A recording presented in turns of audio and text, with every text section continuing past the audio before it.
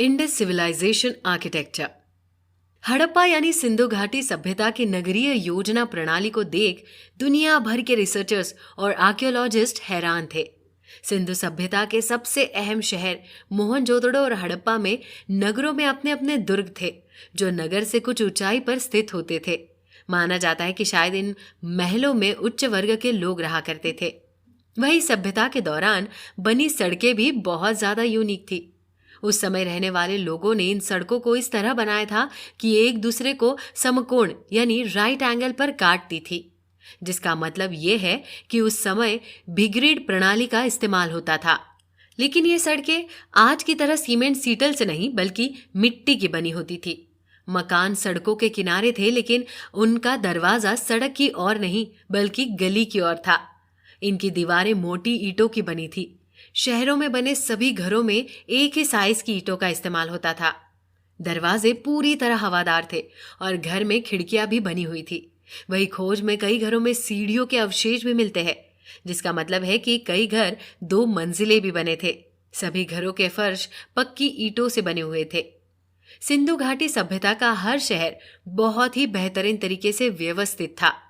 उस समय हर घर के अंदर कुआं होता था। इसके अलावा पानी को घर के बाहर निकालने के लिए पक्की नालियां भी मिली है, जो आगे जाकर बड़ी नालियों से मिल जाती है। नालियों को ढकने के लिए ईंटों की व्यवस्था थी। नालियों में कूड़ा फंस जाने पर निकालने की भी व्यवस्था की गई थी।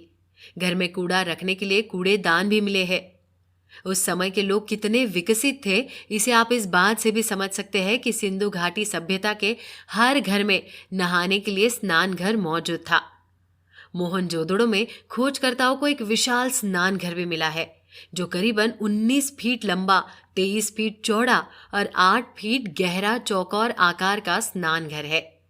इस कुंड में उतरने के लिए सीढ़ियां बनाई गई है। वही इसे इस तरह बनाया गया था कि इसे आसानी से पानी से भरा और खाली किया जा सकता था।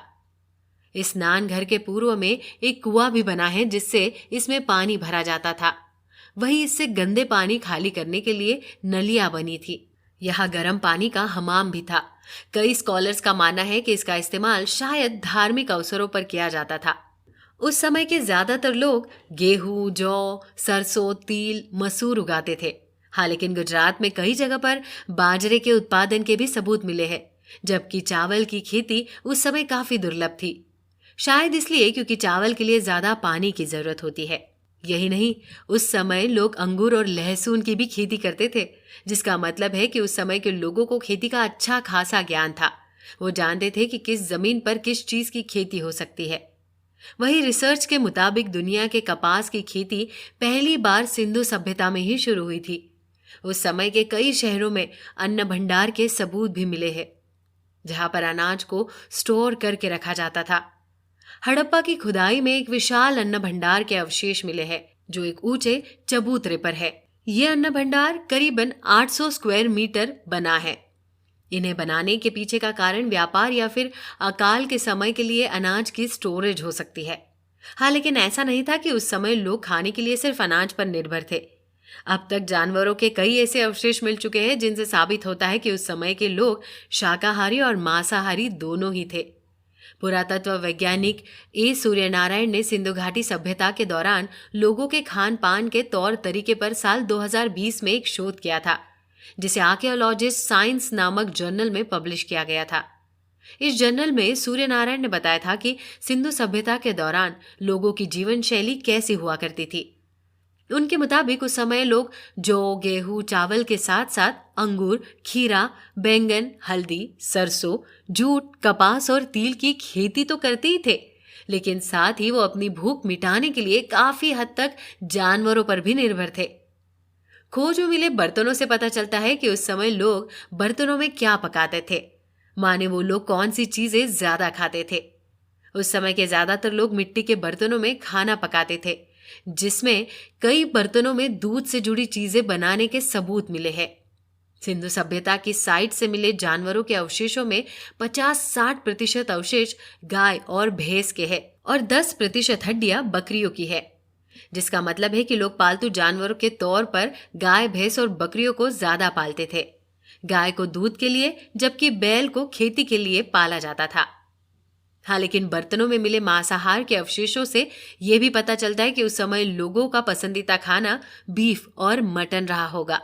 माने वो इन जानवरों को काम और खाने दोनों के लिए पालते थे। कई जगहों पर खुदाई में सुअर की हड्डियां भी मिली है, लेकिन सुअर किस काम आते रहे होंगे ये अभी स्पष्ट नहीं हुआ है। वही कुछ अवशेष हिरण और पक्षियों के भी मिले हैं। सिंधु घाटी के लोगों के खान पान पर हुई इस रिसर्च के लिए हरियाणा के राखीगढ़ी को चुना था, जो इस सभ्यता की सबसे महत्वपूर्ण साइट में से एक है। इसके अलावा आलमगीरपुर, मसूदपुर, लोहारी राघो और कुछ अन्य जगहों से मिले मिट्टी के बर्तनों को भी इकट्ठा कर उनकी जांच की गई। इन बर्तनों के सैंपल लिए गए और वैज्ञानिकों ने जब इन सैंपल्स की जांच की तो पता चला कि उनमें पशुओं का मांस खाया जाता था। हाँ, लेकिन इतनी खोजों के बाद भी सिंधु सभ्यता के किसी भी शहर में किसी आलीशान महल, भवन, मंदिर या फिर आर्मी सेंटर के अवशेष नहीं मिले हैं, जिसकी वजह से ये समझना बेहद मुश्किल है कि इन शहरों की इतनी शानदार व्यवस्थितता के लिए कौन जिम्मेदार था। क्योंकि अगर राजतंत्र होता तो किसी न किसी भव्य महल या खास भवन के निशान जरूर मिलते। कई स्कॉलर्स मानते हैं कि सिंधु घाटी सभ्यता में मिस्र और मेसोपोटामिया सभ्यता की तरह राजतंत्र नहीं था, बल्कि सभ्यता को व्यापारी संघ, जमींदार और पुजारी चलाते थे। और क्योंकि हड़प्पा और मोहनजोदड़ो इस सभ्यता के सबसे पुराने शहर थे, तो शायद उस समय छोटे ग्रुप ही इन शहरों को चलाते होंगे और ये शहर एक दूसरे से बिल्कुल आजाद थे। वही एक खास बात के भी सबूत मिलते हैं कि इन शहरों के बीच व्यापार होता था। हाँ, लेकिन किसी भी तरह के युद्ध या फिर झगड़े के कोई सबूत नहीं मिले। इसके अलावा कोई खास तरह के मंदिर या भवन ना होने की वजह से इन शहरों में किसी एक वर्ग का शासन था, ये कहना भी मुश्किल है, जो इसे खास और रहस्यमय बनाता है। और क्योंकि इस सभ्यता से जुड़े ज्यादा लेख मौजूद नहीं है, इसलिए हम खोजों के आधार पर सिर्फ अनुमान ही लगा सकते हैं कि आज से हजारों साल पुरानी यह सभ्यता कैसी दिखती